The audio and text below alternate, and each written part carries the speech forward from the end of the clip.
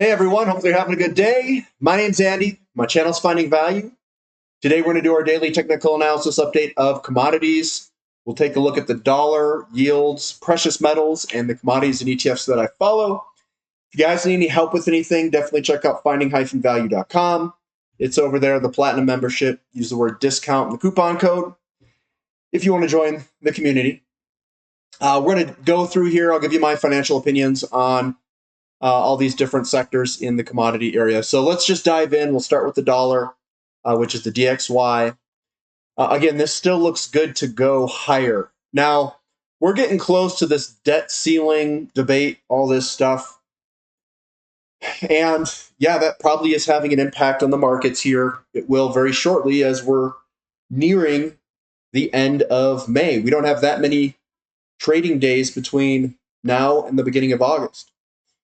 So there could be an impact there, and we're seeing the dollar go up. We're seeing yields go up, and those two are oftentimes interconnected. So that still looks good to go higher for the dollar. We do have support underneath us. We've got the 10-year yield that is also heading a little bit higher today, up 1.1%. And again, still looks decent in terms of its ability to move higher here. We also have the 30-year yield, which is starting to take off to the upside. So that is strengthening, and it looks like it could continue to strengthen. But today it was up 0.7%. So we had the short-term yields go up more than the long-term yields, which means that the yield curve is inverting more. And with the dollar up slightly and the curve inverting more, gold doesn't like that. Precious metals don't like that. The TYX TNX ratio slightly lower. Could we go down in the short term where this heads back down? It's very possible. And that would mean that the yield curve is inverting.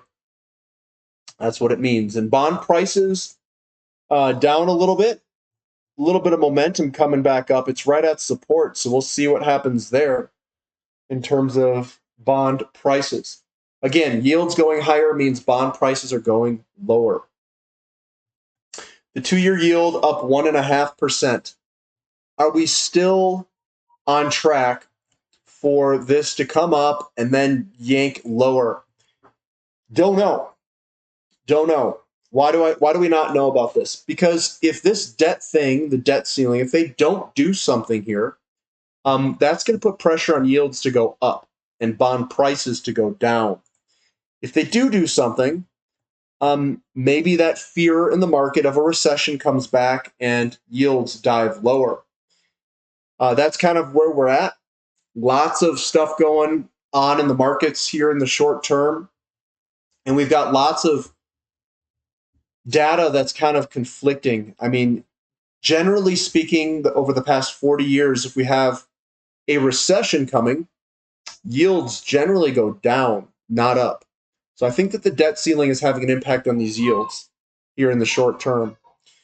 CRB index down a little bit today. Still looks good to go higher as we've got more buying pressure and selling pressure in this general vicinity. So I would say slightly higher to sideways. Maybe it grinds out some sort of pattern. And then we'll see where we go from there. Not exactly sure, but that's what we've got for today. The CRB to S&P 500 basically sideways. And we're at that 0.618 Fibonacci retracement level for this entire move there and the pullback. So that's where we're at there. Gold down today, $26. And again, I think we can go all the way down to 1930 and really not be impacted that much in terms of bullishness. It depends how it falls. I mean, if we just go one day all the way down, then yeah, that's a lot of momentum to work off. But we're still sitting on top of all these support lines. That's what I'm talking about. And the path of least resistance is still higher for grinding on up. It doesn't mean it can't go back and do a pullback like that, something on the lines of that. But I remain bullish if we stay above those support levels. Silver down a little bit today. Down 1.3%, but again, we're just moving sideways. Is this bottoming out? We'll have to find out over the next few days. Platinum down $6.50, but it does look like we're trying to put in some sort of bottom here if it's trying. But let's back out. That's what it looks like on a long-term perspective. We've got a breakout, kind of a false breakout retest, and then we're starting to move on its way up. XAU to gold ratio is lower. We have not broken out of this downtrend line. There's the downtrend line we're trying to break. We haven't broken out yet. And it looks like to me that we could see a little bit lower move. I think that this lower move is coming from potential. It's the increasing of the interest rates, and I'm not sure exactly why those interest rates are increasing. I'm attributing it to the debt ceiling fears. Usually, fears in the market from a recession, rates go down. That's generally what happens. If rates go down and we get the fear from the recession, I think this will go up. If the rates continue to go up from a debt ceiling, whatever problem, I think we could see gold and other precious metals and the gold and silver mining companies still have pressure to go lower. And that may impact everything, guys. This debt ceiling thing could impact everything. GDX, again, we're still below this resistance line. We have not broken out yet. Getting a little bit more selling pressure today. Carrying on to GDXJ, it's the same thing over there. And the same thing in SILJ. They're all interconnected. They're all precious metals mining stocks. So we'll see where it goes from here. If we're just going to go sideways or whatnot, or if there's a little bit more downside movement in this stock and the other gold and silver mining stocks. Crude oil down a little bit, 0.76%. It looks like it's trying to hold here. We'll see if it can hold. So we want to see small down candlesticks above this support line. Small little guys that'll eventually work its way on higher. If we start to see large selling pressure days, that is no bueno, and we are going lower. Natural gas up a little bit. Looks like we got a little bit of resistance here multiple times. We'll see if this goes higher or if it will turn and go lower. Again, I'm not in the game to make predictions. I'm just saying this is the statistical probability we could go lower. We're at resistance here, so this could go either way. We've got resistance through here, and we'll see if we can bounce or break through it. XOP, yeah, you know me, heading lower. Again, we still have a lot of selling pressure through here. If we back out, we've got some selling pressure through here. The buyers haven't stepped in yet. We could go lower back to $100 a share, which is like a 15% pullback or so. What that is it's going to set us up for a larger inverted shoulder, head, shoulder, and it plays out down here, and then we break and move on up, potentially. Again, no one knows the intermediate to near future, but I will say that the markets are tight for a lot of different commodities, including oil. OIH also heading lower. This does not look that strong. It looks like we could continue lower. We do not have the Green Army showing up in this circle. There's no big buying pressure here. It's a lot of selling pressure. This still looks like we could continue lower until that dynamic changes. We haven't seen that dynamic change yet. Sprott Physical Uranium Trust on the weeklies still looks good. Dailies, yeah, it's coming back off this resistance level there, pulling on back, and we'll see what happens next. We've got Uranium also down 2.8%, coming back to this support level there. Doing a little retest, and URNJ pulling back even more as this is a lot more sensitive to those price movements. These little guys are. TAN down 2.34%, coming back to support here, it looks like. We've got COPX also down 2.12%. Backing out still looks bearish to me for copper COPX. So we could head lower. The fear of the debt ceiling, the fear of recession, the fear of everything is weighing on copper. That's what I'll say. And it does look like it could pull back. Lithium still in its pattern, chilling out. Same with REMX, still in the pattern, chilling out, ready for a break to one way or the other. The S&P 500 down a little bit, 0.64%. Again, we'll see which way this goes. We're in this ascending wedge. NASDAQ ascending wedge, barely higher. Is this a false breakout to the upside?